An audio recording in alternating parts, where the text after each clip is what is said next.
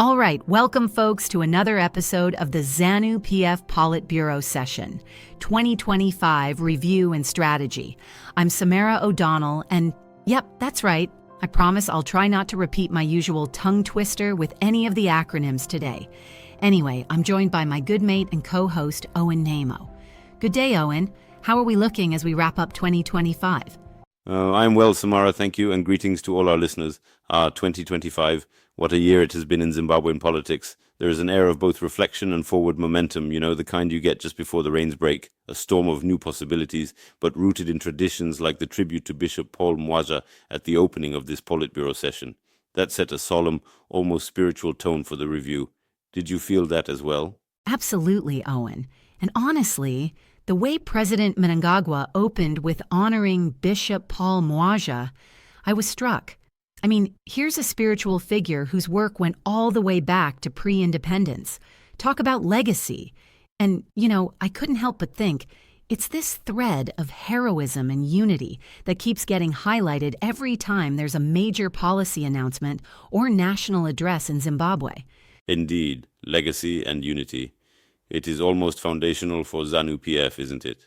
The late bishop receiving national hero status, this is more than ceremonial. It is about anchoring new strategies in old values, emphasizing how, even as new challenges arise, the party looks back to those who shaped our collective path. It also sets the tone for debating big changes like the shift from National Development Strategy 1 to 2, NDS 1 to NDS 2. Oh, totally. And jumping into the meat of it, President Mnangagwa put a lot of emphasis on how Zanu PF fulfilled its constitutional obligations this year. There's this almost celebratory vibe. He talks about unprecedented milestones across the economy and across society. Like everyone's standing a bit taller, right? But I wonder, Owen, how much is that sense party unity and how much is it actual policy stepping up? That is the heart of it, Samara. The president credited unity for overcoming challenges and seizing opportunities, both at home and beyond our borders. There is no doubt from the official statements and, I would say, the narrative in state media that getting everyone pulling in the same direction is seen as a prerequisite for economic progress. But if we dig deeper, the milestones highlighted, such as successful infrastructure projects, show the teeth of that unity. It is not just about speeches. They pointed to things like the completion of the Robert Gabriel Mugabe International Airport expansion, Hwanga Power Station upgrades, and extensive roadworks. Those touch daily life directly.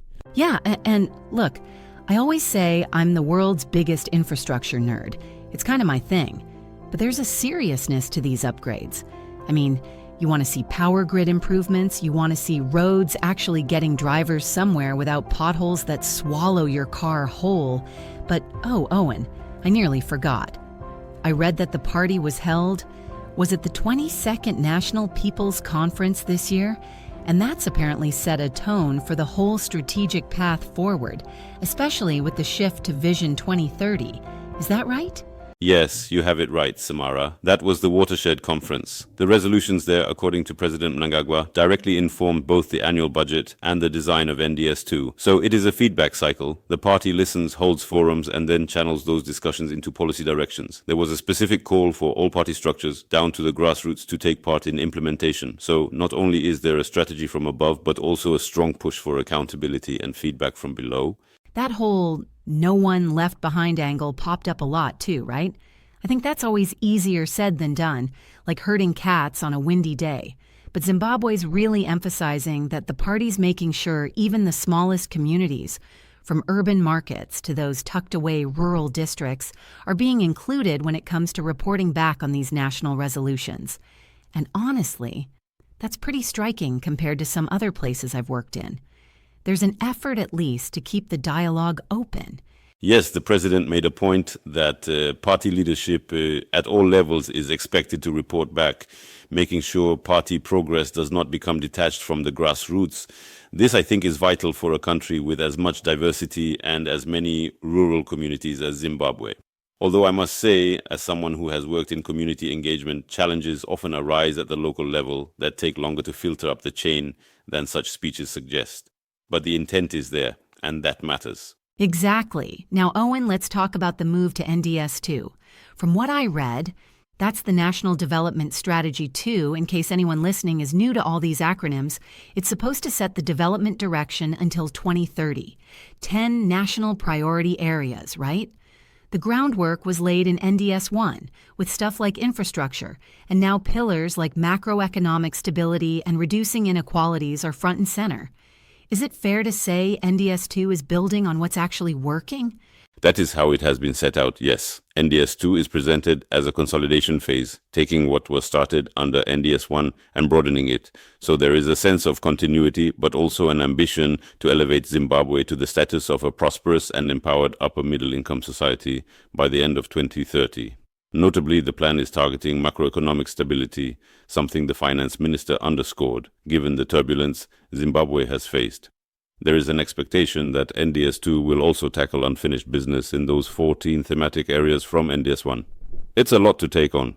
Everything from economic growth to environmental issues, infrastructure, innovation, even justice and partnerships. The span is broad. And if you look at the fine print, and not gonna lie, Owen, you know I can lose myself in endless PDF reports.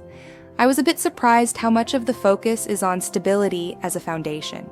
Like, macroeconomic stability gets mentioned everywhere, from the government's own budget briefings to UN commentaries, all tying back to NDS 2. There's this push to keep inflation low, cut the deficit, attract more investment, but with Zimbabwe's history of unpredictability, do you think these targets are realistic or just aspirational? That is the million-dollar question. The finance minister, Professor Mthuli Ncube, projected a 5% economic growth rate for 2026, which is moderate, but the government believes it is achievable with a strong agriculture rebound, mining, and improved macroeconomic management. Still, as he pointed out, and the Reuters report echoed, there are significant headwinds, global uncertainties, energy constraints, and debt. He set a budget deficit target of 0.2% of GDP for 2026, very tight, with inflation expected to finally reach single digits for the first time since, I think 1997, if my memory is correct, though sometimes I mix up those years. But yes, these are bold targets. But Zimbabwe's public debt remains high, and the economic reforms, while recognized by the IMF, still face hurdles like arrears clearance. So it is both a roadmap and a test of political will and economic discipline. Can't help but admire the ambition.